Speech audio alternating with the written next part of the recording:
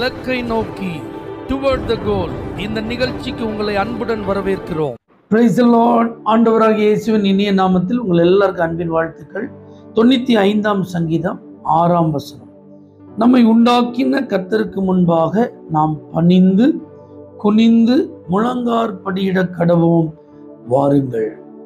சங்கீதங்களிலே கர்த்தரை ஆராதிப்பதற்கு அநேக விதங்களிலே அழைப்பு கொடுக்கப்படுகிறத நீங்க பார்க்கலாம்.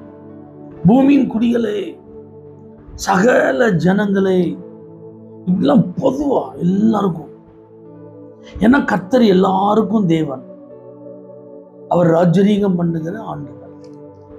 அப்போ நம்ம ஆண்டவருடைய பிள்ளைகளா, அவரை ஏற்றுக்கொண்டவர்களா, அவரை ஆராதிக்கிறவர்களா இருக்கும்போது நமக்கு இந்த அழைப்பு ரொம்ப முக்கியமானது.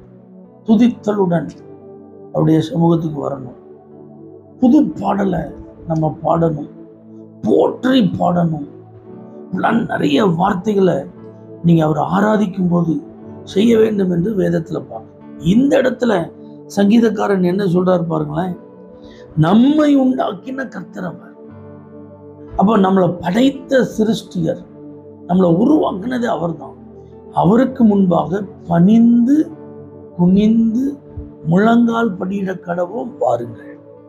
அப்போ ஒரு பயபக்தியோடு அவரை ஆராதிக்க நீங்க வாங்க. அவருக்கு முன்பாக தாழ்த்தி உங்களை அர்ப்பணித்து ஆராதியுங்கள். இதுதான் நம்மிடத்துல தேவன் இன்றைக்கு எதிர்பார்க்கிறார். இன்னைக்கு ஆராதனை நாள். எத்தனை பேரால உண்மையிலே முழங்கால் படியிட்டு ஆண்டவர் ஆராதிக்க முடிகிறது? யோசிச்சு பாருங்க. ஆராதனை நேரத்துல முழங்கால் படியிடுவோம் அப்படின்னு சொன்னா நம்மில் எத்தனை பேர் நேர் முழங்காலில் நின்று கர்த்தரை ஆராதிக்கிறோம்? மற்ற திருச்சபைகள் எல்லாம் பார்க்கும்போது நிறைய காரியங்களை நம்ம பேசுவோம். அவங்க அப்படி, அவங்க இப்படி செய்றாங்க, அவங்கள்ட்ட அந்த குறை இருக்கு, இவங்கள்ட்ட இந்த குறை இருக்கு. ஆனா அப்படிப்பட்ட இடங்களில நீங்க போய் பாருங்க, அந்த ஆராதனை நேரத்துல நேர் முழங்கால நின்னா கடைசி வரைக்கும் நேர் முழங்கால நிற்கிறாங்க. அப்ப அந்த மாதிரிலாம் அவங்க இருக்கும்போது அவர்களில் இருந்து நாம் எவ்வளவு அதிகமா இருக்கணும். அப்ப தேவ சமூகத்திற்கு முன்பாக நம்ம முழங்கால் பண்ணிடும் போது, கர்த்தரை ஆராதித்து நீங்க வெளியில வரும்போது, அந்த வாரம் மனுஷனுக்கு முன்பாக மண்டியிட ஆண்டவர் விட மாட்டாங்க. கர்த்தருக்கு முன்பாக உங்க தலைகளை தாழ்த்தி அவரை மகிமைப்படுத்தி ஆராதித்து வரும்போது அந்த வாரம் முழுவதும் கர்த்தர் உங்க தலைகளை உயர்த்துவார். சத்துருக்கள் இஷ்டத்துக்கு உங்களை என்ன செய்ய மாட்டார், ஒப்பு கொடுக்க மாட்டார். உங்க வாழ்க்கையில கர்த்தர் நீங்க எதிர்பார்க்கிற ஆசீர்வாதங்களுக்கு நேராக உங்களை வழி நடத்தும்.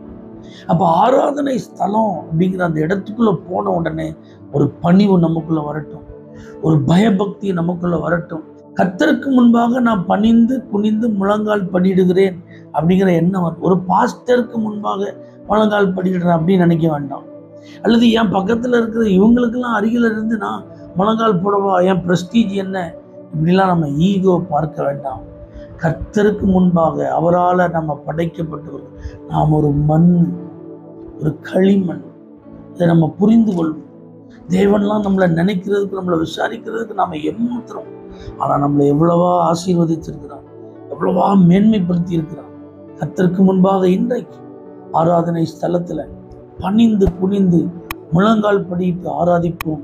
இந்த வாரம் முழுவதும் நிமிர்ந்து நடக்க செய்வார். பரலோக தேவனே, உமக்கு முன்பாக இந்த பணிவை எங்களுக்கு தாரும். இயேசுவின் நாமத்தில் பிதாவே, ஆமென். For prayer contact Pastor J. J. Kumar, El Shaddai Ministries, 9500252586, Surandai.